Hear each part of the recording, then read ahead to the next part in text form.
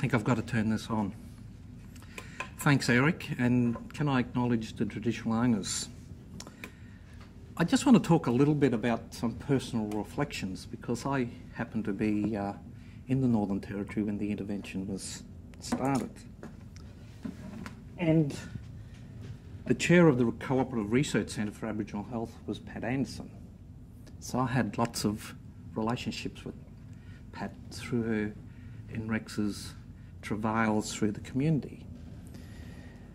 And I've got to say, I don't know about policy stagnation being jolted. I see lots of policies being created, in my view, that will go nowhere. The recognition of a need to do something, I'm not going to stand up here tonight and say we didn't have to do anything. But what I will say is what we did was wrong. The way we went about it was wrong. And when you talk to people like Pat Anderson and Rex Wild, and the consultations they did, where they met with victims, they met with men, they met with women, they met with perpetrators. And the trust that was given to Pat and Rex to tell how they told their stories was then abused by the federal government on this thing that was called the intervention. And I think that's why you haven't heard Pat say too much about this since the intervention, because she feels that she's been responsible for taking the trust of those people and misusing it. And when you look at how the government dealt with this, I think it's really, you need to understand what happened in the Northern Territory. Pat Anderson and Rex Wild handed their report to the government. 6 weeks later, Claire Martin's government released it with the proviso that we need another 6 to 8 weeks to work out what to do about it. Now, within that week, that's when John Howard moved and the intervention started. Now, anything done in haste, in my view, will always fail. I could almost tell you, I was fresh out of government at that stage, I could almost tell you the people were who designed this, because I was in contact with them. After the intervention was announced, they were ringing me about some advice. They didn't know what they were going to do. And I'll tell you why. It was built on a lie. I was asked a question, tell us about compulsory checks for child abuse, because that's what we want to do here. And I told them, well, see that compulsory part, that almost is the definition of assault in this country. You won't find a doctor to do it. So they said, we'll think about comprehensive checks for child abuse. I said, well, I think you've got a problem with that because there's no check that we know of where you can just sort of look at kids and run a rule over them and work out whether they've been abused. There was a test we found in England about 20 years ago that talked about anal dilation. It was a test to see if kids had been abused, and they split families all over the place until it was totally discredited in court. So you don't want to go down that track. And then they decided we'll have comprehensive child health checks. Remember those? Well, that was July 2007. Go back and have a look through Medicare. There's a Medicare website you can go in and have a look at a Medicare item. I think it's about 705, maybe a bit out, called Comprehensive Child Health Check, that was introduced in May 2006. So people are already doing this stuff. So the betrayal of Aboriginal people in this is just extreme. And I said in a speech in November, we feel a sense of solidarity across the nation. It doesn't have to happen to us personally to be hurt by it. And the intervention hurt us. It betrayed people's sense of belonging, sense of control. And I heard one of the best analysis I've heard of it was by Carmen Lawrence, Dr Carmen Lawrence, who said, perhaps if those people designing the intervention had looked at the theories of learned helplessness and self-fulfilling prophecies, they may have come up with something different. Because if you keep on telling people they're helpless and hopeless, they'll eventually become helpless and hopeless. And they captured the moral high ground. This was a really difficult part for us. If you didn't support the intervention, you supported child abuse. It was very hard to argue against. From day one, I said we needed to do something. We needed to look at the first recommendation of the Little Children Are Sacred report that said we should move forward on this in consultation between the two governments and Aboriginal people. And it worries me about policy on the run. We ended up, you know, and people started thinking, what did the compulsory acquisition of land have to do with child abuse? You know, if pornography is bad for all Aboriginal people, why don't we just ban it? Why don't we go over to Fishwick in Canberra and close all those shops down? Or are we such weak-minded people that we can't cope with that? Pat Anderson penned the phrase rivers of grog. You know, she said to me, what Nicholas said was right. The demographics of the Northern Territory are so extreme that if we don't start getting our kids educated, we might as well build big fences around Alice Springs and Darwin to keep them out. And this is the effect. And what Pat and Rex learnt was Aboriginal people wanted to own the problem. They therefore had to own the solutions. I've been tasked with saying what way forward. I'm now working in human rights. I've got to say the rights approach is the way forward. And I said we've got to go and rebuild some really key relationships here. In my term, I'm going to work on relationships. Relationships between Aboriginal people and the rest of the population. And we're going to talk about racism. We've got to confront some awful things out here. We've got to look at how racism affects us. In my last job, we worked out that not only is racism a factor in our health, but actually makes us sick. And there's even some thoughts that even makes the perpetrator sick. Perpetrators of racism aren't healthy people. A good mate of mine, Ian Anderson, once said, anything that makes your heart beat faster will eventually kill you and is bad for you.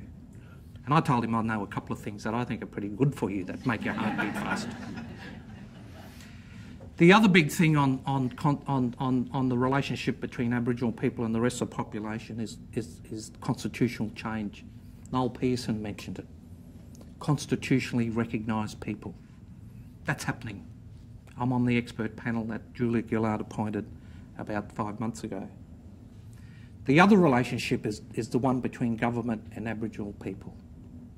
And out of all of these, I think this is the most dysfunctional relationship that we have. Aboriginal people being involved. Take the rights approach. You know, it's a human right to participate in decisions that affect your rights. It's not an Indigenous right. It's captured in the UN Declaration on the Rights of Indigenous People, but it's a human rights right. And someday I reckon we'll mature as a nation when we can think of, say, self-determination and not imagine black, yellow and red flags. Because self-determination is a human right. I exercise it, you exercise it every time you go and see your doctor. Will I take control of my health and take the medicine that the doctors prescribe for me, or do I do something else? My mum exercised self-determination when she decided she wouldn't have dialysis and died. She knew that was going to happen.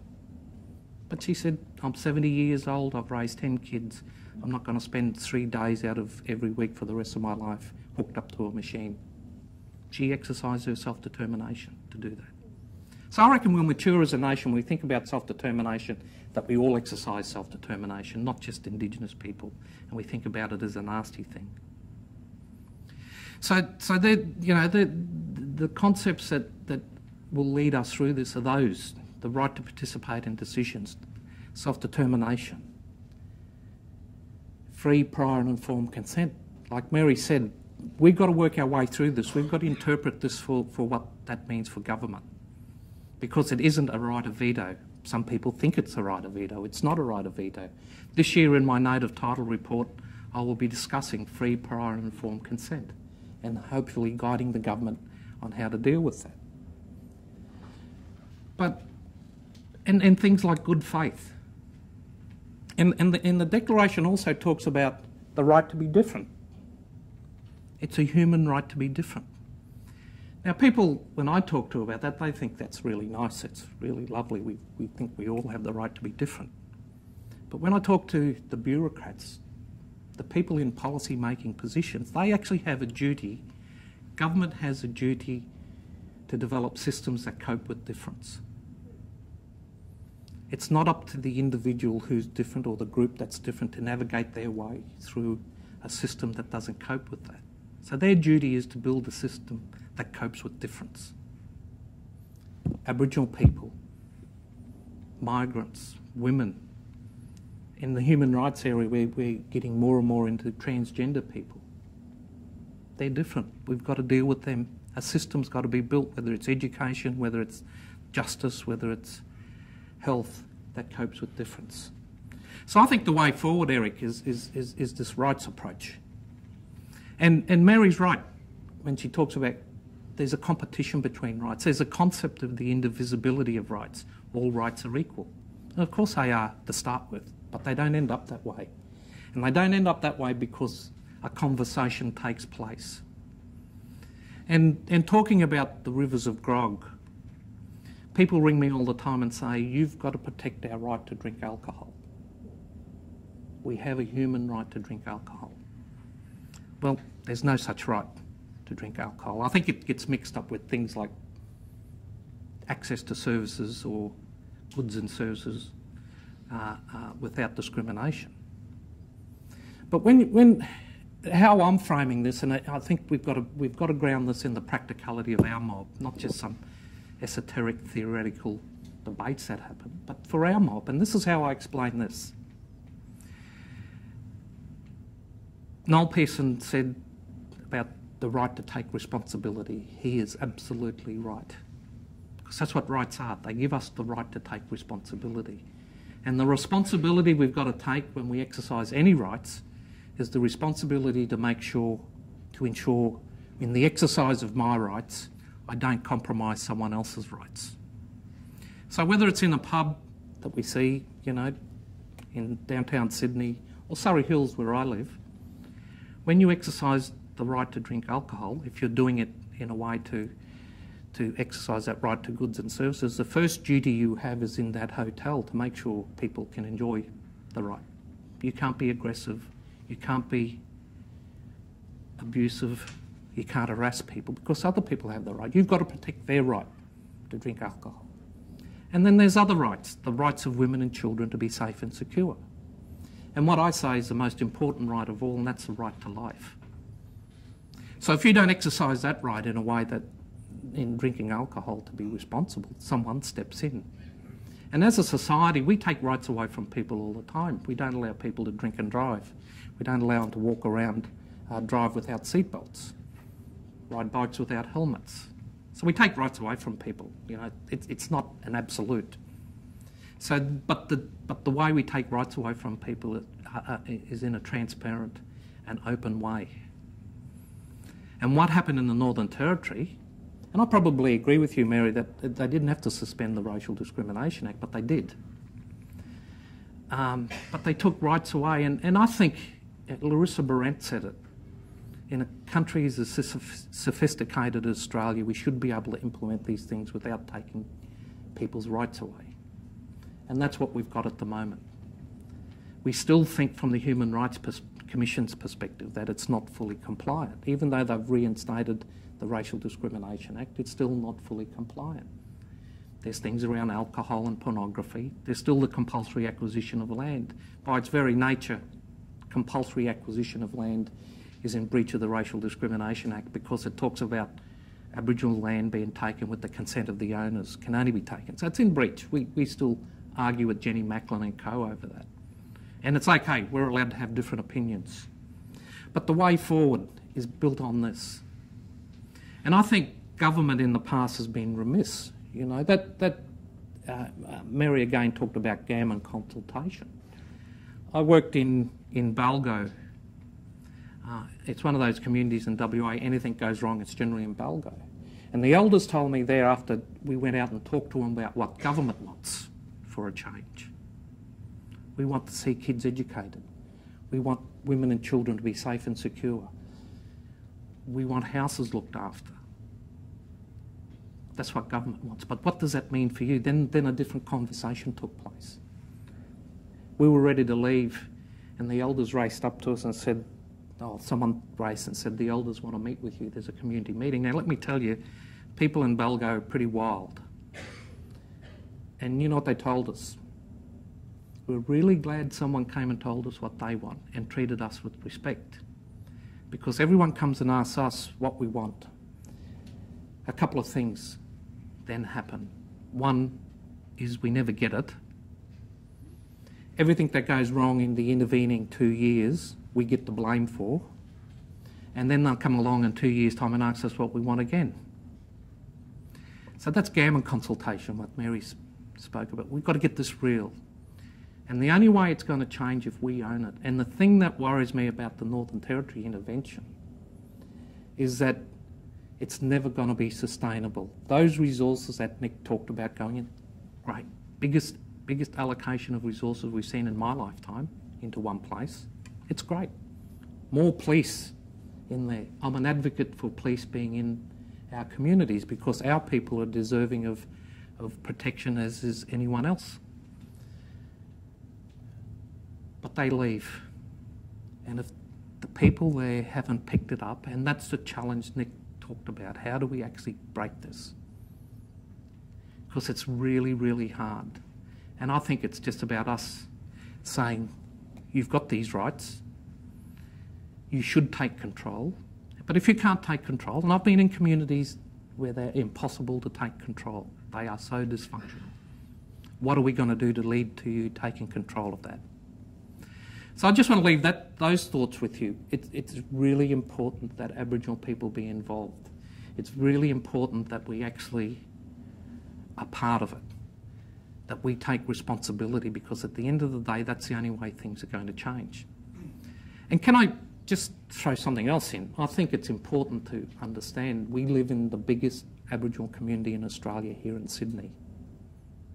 More Aboriginal people live in the Greater Sydney area than all of WA.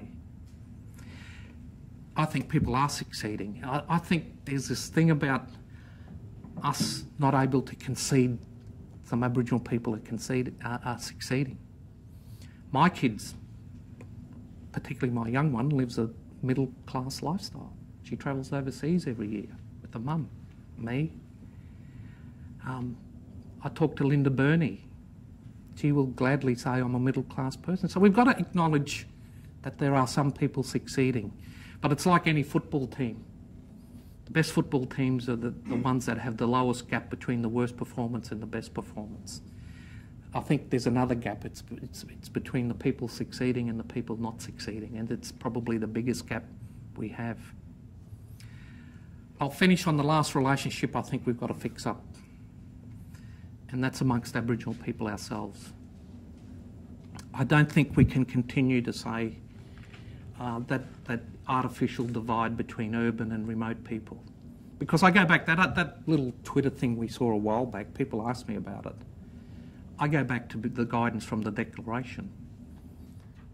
The right for people to participate in decisions that affect them. And out of those two people, it's pretty easy to argue about whose rights are affected more than the other. And I think that's, for me, that's the guidance I get from that. And I think that's what we have to use to guide us through this. If we take away people's rights, what are we? Are we a civilised society? Or are we only the civilised society minus the Aboriginal side and Torres Strait Island side of it? And I think that's a question we've got to say, because I think there were people a little bit too comfortable in Australia about the Racial Discrimination Act being suspended during the intervention. Thank you, ladies and gentlemen.